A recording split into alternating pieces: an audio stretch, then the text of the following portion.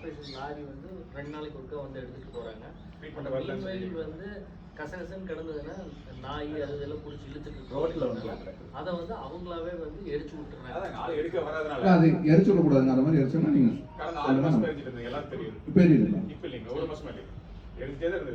இல்லை. இப்போ நம்ம என்னன்னா முக்கால்வாசி வந்துங்க நம்ம ஆபீசர் சைடு தான் நம்ம வேலை வாங்கணும். கவுன்சிலரோட வேலை என்னன்னா நம்ம அதிகாரிகளை பயன்படுத்தி நம்ம வேலை வாங்கினா மட்டும்தான் பிரச்சனைகள் தீருங்க. அதை வந்து நம்ம பேசிக்காக புரிஞ்சிக்காததுங்கிறத வந்து ஒரு சில இடத்துல வந்து நம்ம போகணும்னு நினைக்கிறாங்க. நம்ம போகிறது அந்த வேலையிலே ஆள் பத்தலைன்னா அதை கேட்டு வாங்குறதுக்கு எந்த அதிகாரிகளுக்கு என்ன வேலை அப்படிங்கிறத நம்ம நோட் பண்ணி பண்ணுறங்காட்டி இப்போ என்னன்னா எனக்கு வந்து அவங்க வந்து சூப்பர்வைசர் வந்து எனக்கு எந்தெந்த இடத்துல குப்பை எடுத்துக்கிறாங்க என்னென்ன பண்ணிட்டு இருக்காங்க எனக்கு டெய்லி ஃபோட்டோ வரணும். அந்த ஃபோட்டோ வரணும்னு சொல்லி நான் ஃபோட்டோ போட்டு தான் நான் போக சொல்லுவேன். எனக்கு ஃபோட்டோ வந்துடும் எங்கே வேலை செஞ்சுருக்காங்க என்ன பண்ணியிருக்காங்க எங்கே அந்த இடத்துல பிரச்சனைக்கு. இதை வந்து நான் என்ன எதனால் வந்து இந்த பிரச்சனை இப்போ டிச் மண்ணெல்லாம் எடுத்து காலப்படியில் பார்த்துருப்பீங்க. டிச் மண் எடுத்து போட்டாங்க எடுக்க முடியாது. நேற்றுக்கு வந்து சிங்கானூரில் ஒரு இடம் இன்னொரு கவுன்சிலர் தோட்டத்தில் வந்து ஒரு 200 ரோடு பிடிக்கலாமா, அதனால் எடுத்துக்கொண்டு போய் அங்கே கொட்டலன்னு சொல்லிட்டாங்க. இல்லைன்னா இந்த டிச் மண்ணு கொட்டுற இடம் கிடையாது. டிச் மண் எல்லா பக்கம் மண்ணை எடுத்து வெளியே போட்டுருவாங்க. அதை எடுத்துகிட்டு போய் கொட்டுற இடம் கிடையாது. எடுத்து போய் கொட்டுறதுக்கு நம்ம இடம் பிடிக்க சொல்கிறாங்க. நம்ம இங்கே இடம் பிடிக்கிறது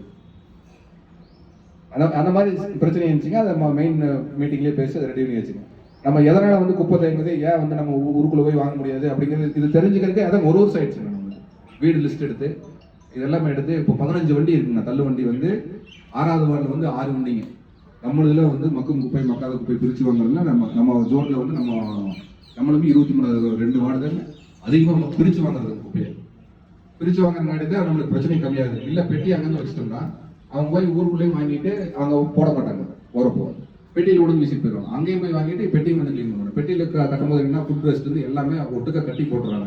அதை நாய் இழுத்து போட்டு எல்லாமே ரோட்டில் ஃபுல்லாக எங்கே பார்த்தாலும் கேரி பேக்காக இருக்குது. அதை நம்ம கண்ட்ரோல் பண்ணுறதுக்கு இவ்வளோ நாள் ஆகுது. இன்னும் கொஞ்சம் சப்போர்ட் பண்ணோன்னா நல்லா இருக்குங்க. நம்ம வார்டு தான் நம்ம என்னன்னா மாடல் வார்டை நம்மளுக்கு கொடுத்துருக்குங்க. மாடல் வார்டை கொண்டு வரணும்னு சொல்லி நம்ம அது மாதிரி பிளான் பண்ணிச்சுங்க. இருக்கிற எஸ்ஓ வந்து சொன்னாரு நீங்கள் நல்லா சப்போர்ட் பண்ணுறீங்க அப்படின்னு. ஏன் சப்போர்ட் பண்ணுறேன்னா எல்லாம் குப்பை தொட்டி எடுத்து எல்லாரும் சண்டைக்கு வந்துருவாங்கன்னு சொல்லி எல்லாருமே எடுக்க மாட்டேன்ட்டாங்க. எந்த வார்டிலையும் எடுக்க மாட்டேங்கிறாங்க. 6வது வார்டில் வந்து 6 தள்ளுவண்டி இருக்குதுங்க. நம்மளுக்கு 15 தள்ளுவண்டி இருக்குதுங்க. 15 தள்ளுவண்டி இல்லைங்கன்னா ஒரு வீல் போயிடுச்சுன்னா 1300 ரூபாய்ங்க. அதை வந்து அந்த வீல் மாத்திரಕ್ಕೆ முடியாமல் இருக்குதுங்க.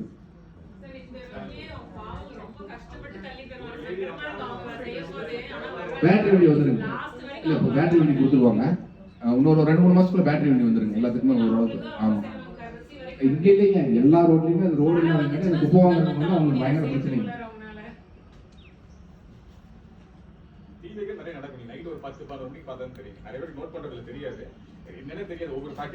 கோழி வேஸ்ட் நம்ம வந்து இருந்துங்க இப்போ திருப்பி இந்த 2 மாசமா போட்டுருக்காங்க. கோழி வேஸ்ட் கூட நம்ம வந்து எவ்வளவு கோழி எடுக்கிறாங்க, நம்ம எவ்வளவு கோழி கிடைக்குது, அதுல வந்து எவ்வளவு கோழி எடுக்கிறாங்க. அந்த கோழி வேஸ்ட் வந்து இப்பதான் போடுறாங்க. இது வந்து நம்ம வந்து ஒரு 6 மாசத்துக்கு கட் பண்ணிட்டுங்க. இப்போ மறுபடியும் இந்த சூப்பர்வைசர் வந்து நமக்கு சரியில்லைங்க. இப்போ இருக்கிற சூப்பர்வைசர் வந்து வயசானவருங்க. அவரால் ஆக்டிவாக போய் செய்ய முடிய மாட்டேது. மாத்திரைக்கு வந்து லிஸ்ட் கொடுத்து இன்னும் மாறி வராமல் இருக்கும். மாறி வந்தவரை தான் நம்ம ஏன்னா சூப்பர்வைசர் கரெக்டாக இல்லைன்னா நம்ம அந்த வேலை செய்ய முடியாது.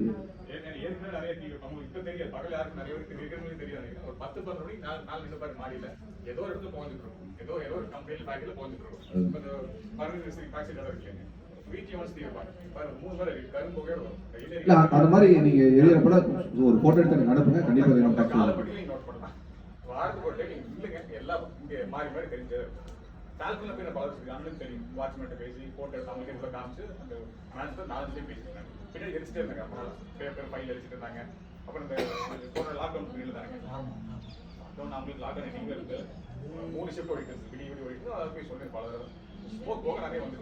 அதுக்கு சொன்னோம். ட்ரைனேஜ் வெளியில உங்களுக்கு வந்துட்டு இருக்குங்க. சூப்பர் ட்ராக் வெளியில பக்கத்துல எஸ்டிபி இருக்கு. அது என்ன அப்படின்னா அது எக்கச்சக்கமா வளர்ந்துருக்கு. சும்மா பாம்பு ஒவ்வொன்றும் வந்து 6 அடி 8 அடி பாம்பு இந்த சைஸ்ல அது இல்லைன்னா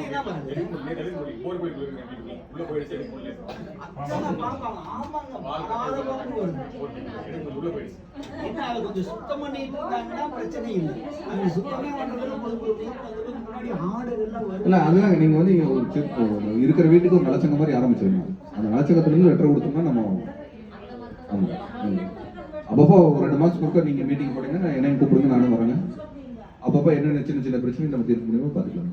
ஏன்னா நம்ம இந்த மாதிரி நலச்சங்கத்தில் இருக்கிற பக்கம் நம்ம மீட்டிங் போடுறது நம்ம ஒவ்வொரு பக்கமும் நம்ம போய் பார்க்க முடியுது இல்லையா, தனித்தனியாக போய்